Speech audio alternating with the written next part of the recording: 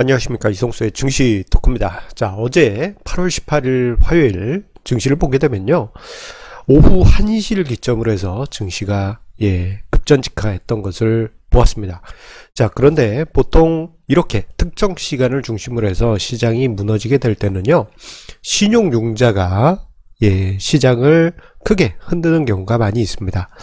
자, 어제도 그런 모습이 나왔는데요. 자, 그 모습을 보다 보니 문득 이런 생각이 들었습니다. 자, 과연 신용융자의 증감이 주식시장에 어느 정도 영향을 미칠 것인가, 이 점에 대해서 문득 궁금한 생각이 들었습니다.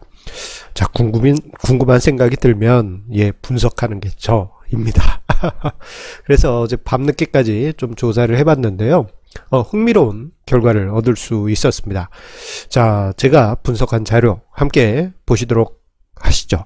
그 전에 앞서서 구독, 좋아요 꾹 한 번씩 눌러주세요. 자, 어제 시장의 하락 보시게 되면은 오후 1시를 기점으로 해가지고 자비도 없이 폭락했습니다. 자, 우리가 3월 팬데믹 쇼크 때 보았듯이 특정 시간에, 그리고 어떤 자비도 없이 주식시장이 일방적으로 하락하게 되면요, 그때는 거의 대부분 신용융자 마진콜이 발생해서 폭락 상황이 발생한 경우가 거의 대부분입니다. 자, 3월 팬데믹 쇼크 때는 오전에 한 번, 오후에 한 번 이렇게 있었죠. 자, 어제 같은 경우에는 오후 1시를 기점으로 해가지고 그 현상이 또다시 나타났습니다. 자, 매우 기계적이고 자비가 없는 투매였다 보니까 신용융자 마진콜이 나왔나 보다, 그런 생각이 들었었고, 특히 신용융자 잔고가 높은 코스닥 시장 같은 경우에는 뭐 거의 하한가까지 밀려 내려가는 그러한 종목들도 부지기수로 발생했습니다. 자, 그러다 보니 저녁에 이런 생각이 들더라고요. 신용융자가 주식시장에 영향을 주는 건 맞다. 그런데 어느 정도 영향을 줄 것인가 라는 궁금증이 생겨났습니다. 자, 신용융자는 주식시장이 상승할 때 시장의 모멘텀을 만들어서 강한 장을 뜨거운 장으로 만들고, 시장이 하락할 때는 투매 속에 하락장을 폭락장으로 만드는 야누스의 얼굴을 가지고 있는 그러한 존재입니다. 그래서 이 신용융자의 증감이 분명 시장에 영향을 미칠 것인데, 곰곰이 생각해 보니까 신용융자 증감하고 시장별 거래대금하고 밀접한 연관이 있을 것 같고, 그리고 요것이 주가지수에 영향을 미치거나 혹은 상관계수가 있겠구나라는 그러한 생각이 들었습니다. 그래서 코스피 시장, 코스닥 시장을 나누었습니다. 그래서 코스피 시장과 코스닥 시장의 월간 거래대금 대비 월간 신용융자 잔고 증감에 대한 비율을 계산하고요, 이것과 코스피 시장, 코스닥 시장 지수 등락률을 서로 비교를 해봤습니다. 자, 이것은 이제 코스피 시장과 코스닥 시장을 나누어서 분석을 한 것은 시장의 특징이 코스피하고 코스닥하고 다르기 때문입니다. 자, 일단 코스닥 시장을 한번 보도록 하겠습니다. 자, 코스닥 시장은 개인 투자자가 거래대금의 거의 90% 이상을 차지하는 절대적인 개인 투자자의 지배 영역에 있습니다. 특히 이런 특징이 있다 보니까 신용융자의 증감은 직접적으로 코스닥 시장에 영향을 미칠 가능성이 매우 높아요.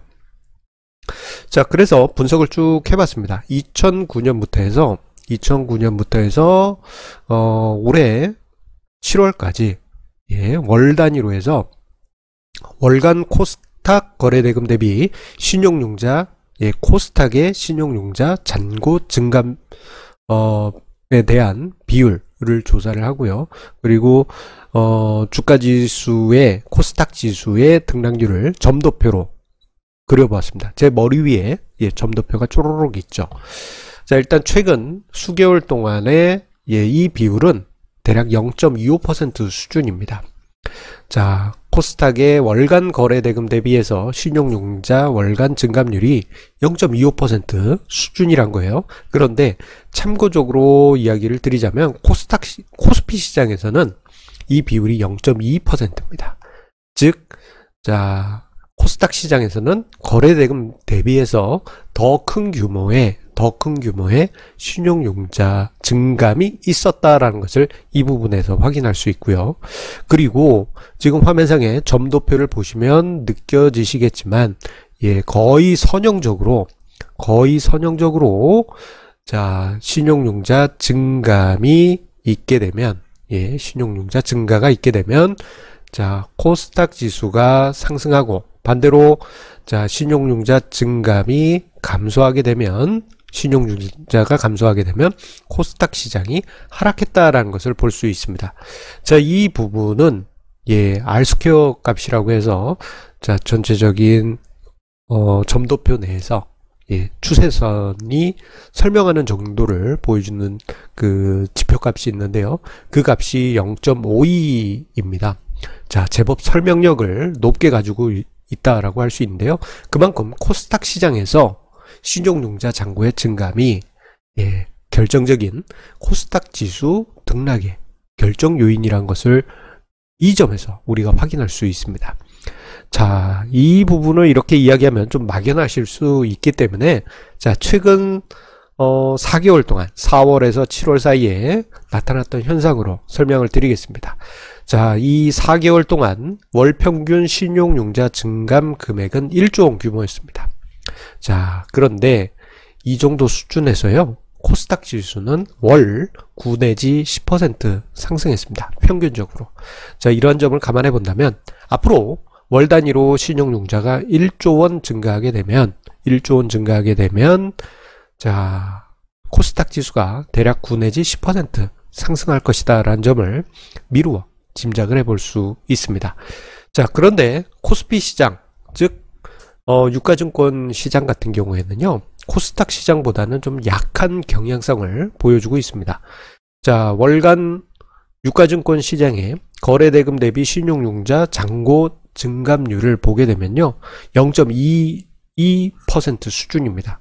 자, 코스닥 시장에서는 이것이 0.25%였던 것을 감안하면, 예, 상대적으로 낮은 편이죠. 그리고 자, 신용융자 잔고 증감률과 종합주가지수, 유가증권 시장이니까 종합주가지수입니다.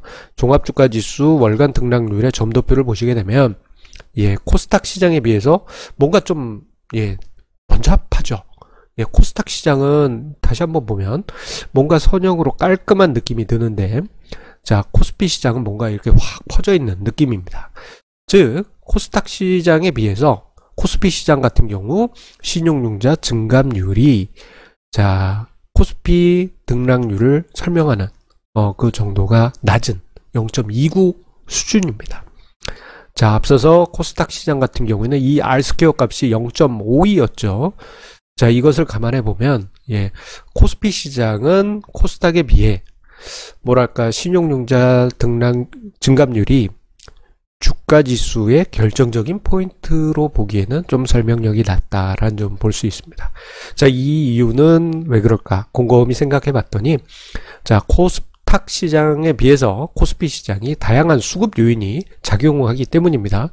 자, 외국인이나 기관의 매매뿐만 아니고 파생과 얽힌 여러 가지 차익 거래들, 프로그램 매매들, 복잡하게 여러 가지가 엮여 있다 보니 신용융자 증감이 결정적인, 예, 주가지수 등락률의 요인은 아니었던 것입니다. 자, 이런 점을 보게 되면은 결론적으로 신용융자의 증시 영향력은 코스닥 시장에서 더 크게 발현된다라고 볼 수 있습니다.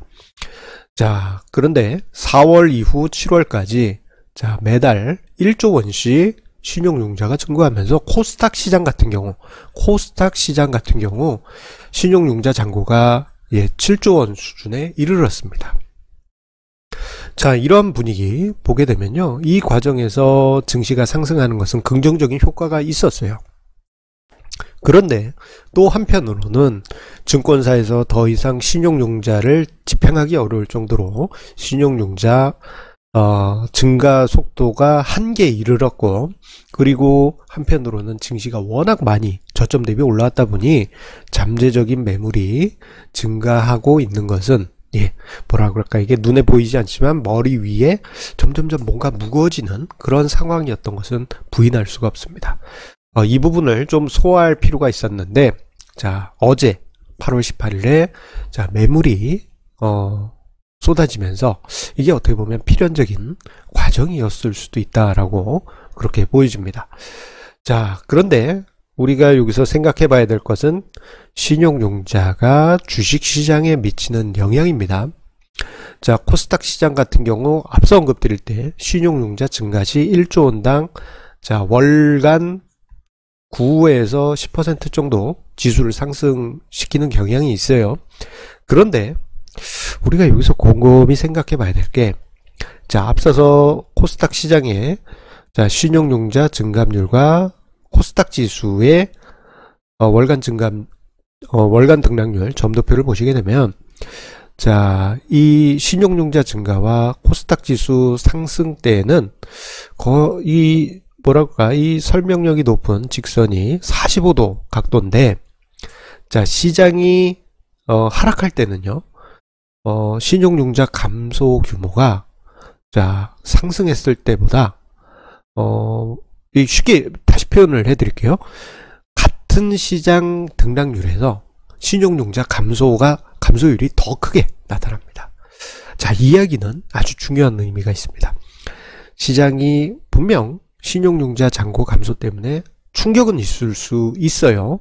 그런데 그 충격으로 인해서 증시가 하락하는 폭이 같은 비율만큼 신용융자가 증가할 때보다는 등락률이 낮다라는 이야기입니다.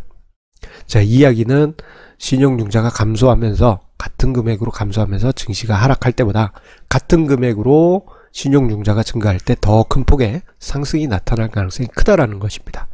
따라서 어떻게 보면 8월 18일에 신용융자 감소폭이 어느 정도일지는 모르겠지만, 예, 그 부분은 분명 우리에게 더 큰 숨을 쉴 수 있는 기회를 만들어 줬고요.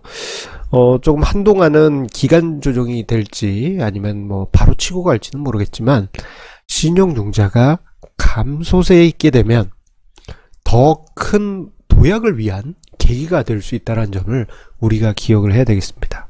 왜? 신용융자가 감소할 때 시장 낙폭은 제한적이지만 반대로 신용융자가 다시 증가할 때는 시장 상승률은 더 크게 작용하기 때문입니다. 어느 시장에서? 코스닥 시장에서 특히 그렇다는 것을 기억해 둘 필요가 있겠습니다. 여기서 결론은 어떻게 보면 코스닥 시장은 1조 원당 1조 증가할 때마다, 신용융자 1조 증가할 때마다 코스닥 지수는 9에서 10% 상승하는데, 자, 시장이 하락할 때는 신용융자 1조 원 감소할 때 지수 하락률은 9 내지 10이 아니라 그보다는 낮은 수준의 하락일 가능성이 크다. 그렇게 정리를 해볼 수 있겠습니다. 자, 한 가지 공지 안내 드리도록 하겠습니다. 자, 벌써 다음 주에요. 8월 28일 금요일에 저의 온라인 실황 세미나가 예정되어 있습니다. 자, 저의 온라인 실황 세미나는 저의 다양한 연구 자료와 분석 자료를 기반으로 해서 세미나를 하기 때문에 유튜브 영상에서 보지 못한 더 깊은 내용들을 접하실 수가 있습니다. 자, 참여하시는 방법은 신청자분들에 한해서 개별 안내를 드리니까요. 많은 분들의 관심과 참여 부탁드리겠습니다. 자, 항상 우리 애청자님의 구독, 좋아요, 알람 설정 공유해 주시는 그 마음 감사드립니다. 앞에서 세미나 참여 방법을 언급을 안 드린 것 같아요. 댓글 최상단과 영상 본문에 참여 링크 남겨놓도록 하겠습니다. 자, 언제나 이야기 드립니다만 빚내서 투자하지 마시고 자산 배분 전략과 분산 투자 지켜가시면요, 시장이 크게 등락을 하더라도 큰 부담 없이 현명하게 시장을 이겨나가실 수 있을 것입니다. 자, 오늘도 성공투자 이어가시고요. 내일도 성공투자를 이어가시기 위해서 내일도 좋은 주제로 증시토크 찾아뵙도록 하겠습니다. 감사합니다.